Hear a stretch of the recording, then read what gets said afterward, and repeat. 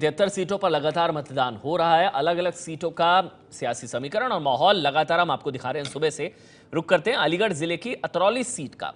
वहां के बूथों पर वोटरों की किस प्रकार लाइनें लगी हुई हैं वो देखिए अब आप।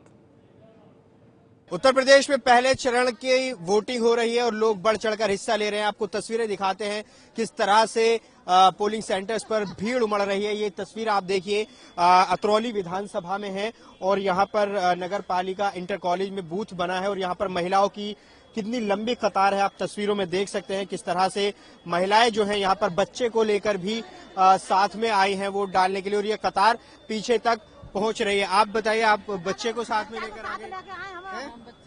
हाँ, बच्चे को साथ लेके आए। इधर मेरे दाएं तरफ आप देखेंगे तो यहाँ पर पुरुषों की लाइन यहाँ पर नजर आ रही है। बूथ उधर है और ये लाइन आपको दिखाते हैं कहाँ तक पहुंच रही है।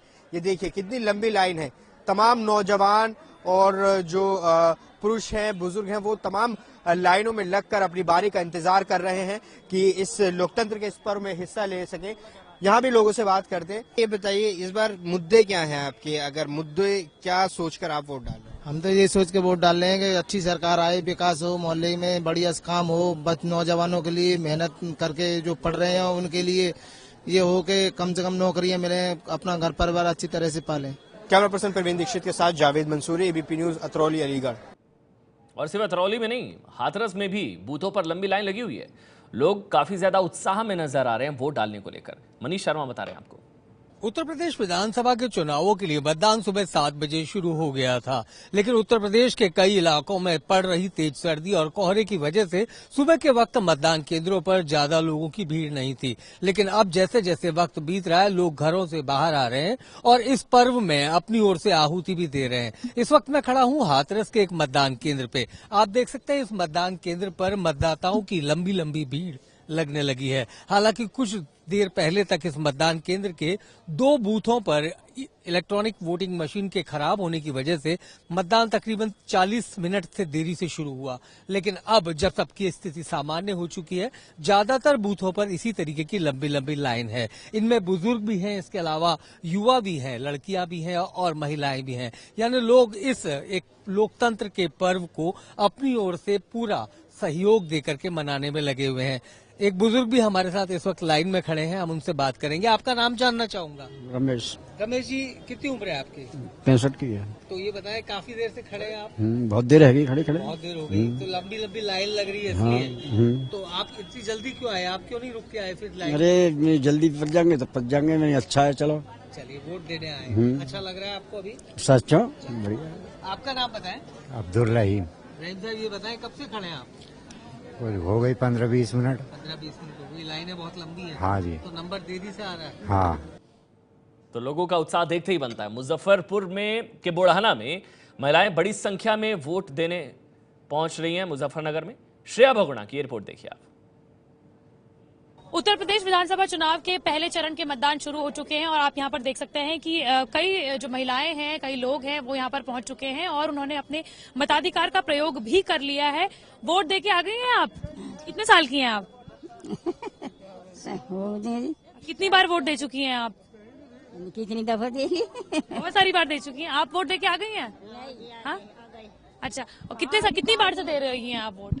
कितनी बार से दे रही हैं वोट? कई साल तो दे रहे। हर बार आती हैं आप वोट देने के लिए? बेशक। अरे कई लोग जो होते हैं, जो कई जवान बच्चे हम देखते हैं कि लोग वोट नहीं करने आते हैं, उनके कुछ कहेंगे कि वोट देना चाहिए उन लोगों को? बेशक देना चाहिए, बेशक देना चाहिए। तो यहाँ पर आपने देखा कि जो बुजुर्ग महिलाएं हैं वो यहाँ पर आई हुई हैं अपने मताधिकार का प्रयोग करने के लिए। उनका ये भी कहना है कि जो लोग वोट नहीं देते हैं उन्हें अपने मताधिकार का प्रयोग बिल्कुल जरूर करना चाहिए।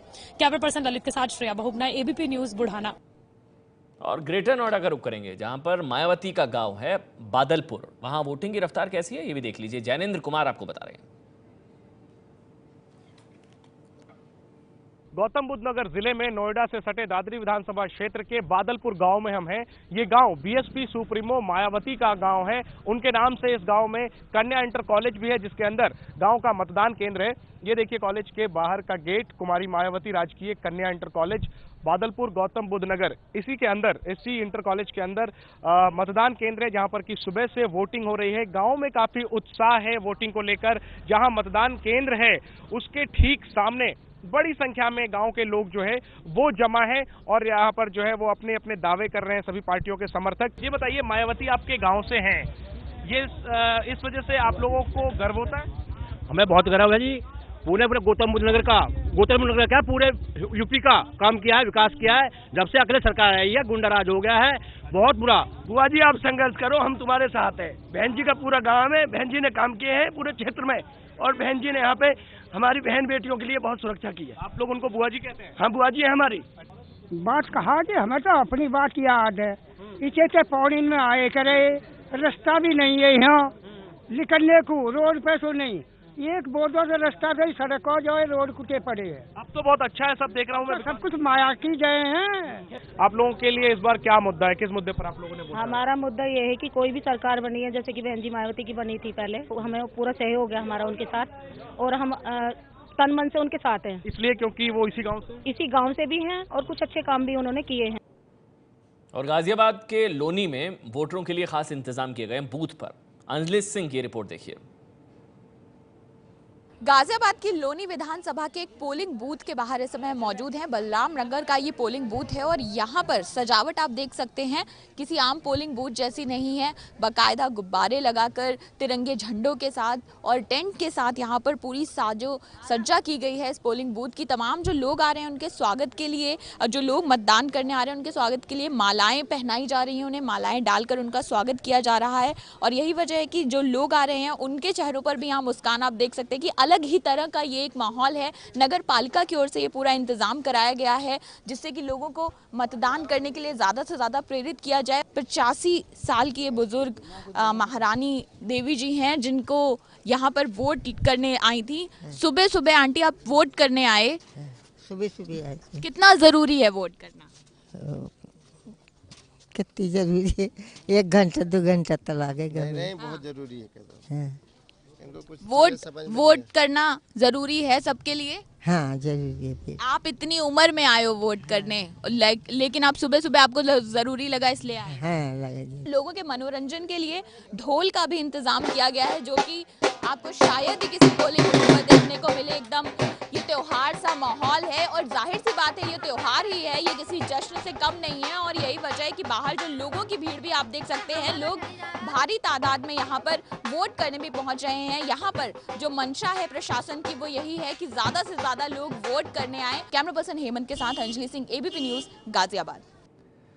आगे बढ़ते हैं। नोएडा जिले के दादरी क्षेत्र में पड़ता है विसाड़ा गांव। 2 साल पहले अखलाक की हत्या के बाद चर्चा में आया था यह गांव। विसाड़ा में वोटिंग की ग्राउंड रिपोर्ट बता रहे हैं नीरज राजपूत। इस वक्त हम दादरी विधानसभा के विसाड़ा गांव में है। विसाड़ा गांव दरअसल 1.5 साल पहले उस वक्त सुर्खियों में आया था जब यहां पर एक शख्स की गौमांस को लेकर, बीफ को लेकर हत्या कर दी गई थी। अभी यहाँ पर क्या मुद्दे हैं, किस लिए यहाँ के जो मतदाता हैं वो वोट कर रहे हैं, उनसे बातचीत करने के लिए हमारे साथ कई मतदाता हैं। इस गांव के ही हैं, अशोक कुमार जी हैं। अशोक कुमार जी, आपका गांव जो था उसके बाद से, उस घटना के बाद से एक तरह से राजनीतिक अखाड़ा बन गया, सारे राजनेता यहाँ पर आए, बड़े बड़े आए। आपको क्या लगता है कि इस बार जो मतदाता होंगे क्या सोचकर वोट देंगे, क्या मुद्दे होंगे? मुद्दा तो यही है जी, जो हमारा गाँव इन राजनेताओं ने आकर एक राजनीतिक अखाड़ा बनाया, सिर्फ एक वो बना दिया, जबकि हमारा गांव एक शांत प्रिय गांव था। पहले से किसी तरह की कोई वो नहीं थी और अब भी कोई इस तरह की वो नहीं है। हमारा गांव विकास चाहता है, गांव का विकास होना चाहिए। जिस तरह की यहाँ ये झूठी अफवाह फैला के वो करा गया है कि जी हत्या की है, उसने गलत काम किया, उसकी सजा उसे दी गई। उसके क्योंकि परिवार, हमने सुना है कि परिवार अब यहाँ पर गांव में नहीं रहता है अखलाक का, तो अब क्या अगर वो आए, वापस आना चाहें, उनका परिवार आएगा तो आप लोग उसकी? स्वागत है जी, अगर वो आके गांव में रहना चाहते हैं तो उनका स्वागत है। किसी तरह से ना पहले वो थी ना अब कोई वो है। बिल्कुल। तो ये गांव के लोग हैं, अशोक कुमार जी, जो कह रहे हैं कि अगर वो चाहे तो, क्योंकि उस घटना के बाद से अखलाक का परिवार यहाँ से चला गया था।